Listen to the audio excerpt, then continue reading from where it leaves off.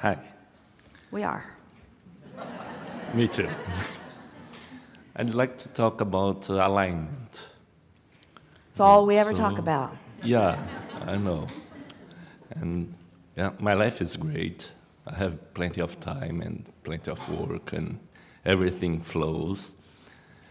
And there are some times when I really feel such an alignment that it's different than the everyday feeling, although I'm always feeling good. You know what that is? You've allowed, for whatever reason, enough momentum that you've really tuned in to the frequency and the flow of who you are. And in those moments, you are truly seeing the world through the eyes of who you really are. Yeah, and that's the feeling that I want to have all day, every day. Anything less than that is well, we know. Interesting. Esther's been claiming the same. She's been saying she's a vibrational snob because she likes that feeling. But when you think about it, isn't contrast part of what sharpens your appreciation and therefore your enjoyment of things? In other words, when you think about it, when you think about eating a really wonderful meal, Esther and friends, everyone who was helping to set up here, had dinner last night. And at the end, someone said, this was just delightful from beginning to end. His feeling of satisfaction was so pointed, and his degree of appreciation was so rich. And Esther was feeling the same thing. They all were. They'd had a really good time. They had a really wonderful meal. But if the waiter had come back around and said, all right, now what can I get you? Let's start again. Let's eat again. And then again. And then again. And then again. And then again. In other words, and we're not saying that you want to dip into despair, but there is nothing wrong with moving in that vibration of alignment from faster moving momentum to not so fast moving momentum. In other words, perspective is all a really good thing. Yeah, I guess I really like momentum. And so, and since it's getting better and better, I think that I want those high-flying momentos to get higher, so when it's not so high, it's still very high. But you know what's happening? The reason that we're having this conversation is because you're dipping from that high momentum, and that's why we're having this conversation, and you're trying to fix that. Uh-huh. Isn't that interesting? Because Yeah. we're not having a conversation about the high momentum. You're talking about the absence of it. So let's skip it. So Yeah. So there's a. I don't want this conversation anymore. Let's go to another one. Isn't it interesting? Isn't it?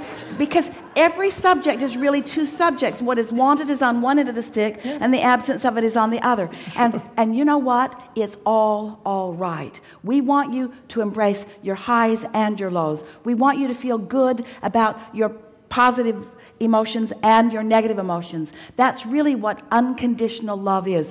Unconditional love is a knowledge that love and alignment and clarity and well-being and thriving and worthiness is who I am. That's just who I am. And nothing, no matter how it appears in this moment, is taking away from who I really am. And of course, I have the ability to look and look and look and look and to experience whatever it is I'm choosing to look at and experience.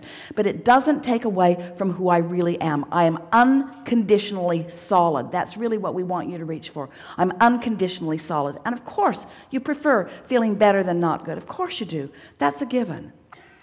We just know for sure that when you focus upon how much you like to feel appreciation will show up more and more and more and more and more. And when you are missing it, the absence of it shows up more and more and more and more and more. Law of attraction is just this glorious, consistent best friend you've ever had.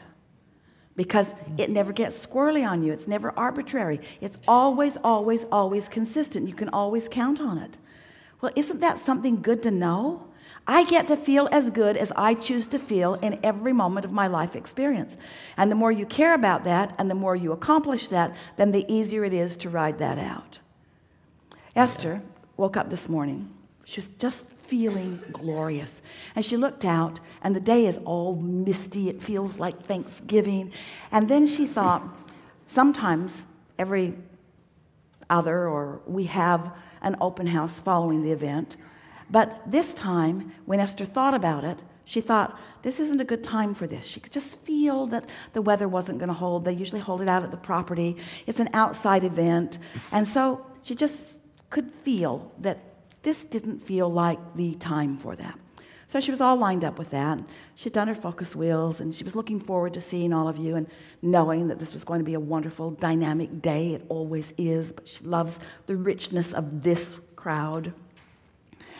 And then she heard from someone that some people were disappointed that there wasn't going to be an open house, and couldn't we just kind of put something together? And Esther got all flustered as she got focused upon the disappointment of someone else. And then as she was sitting back here getting ready for you, she could hear you and feel you, and she thought, why in the world would I focus upon anything that would take me from my alignment?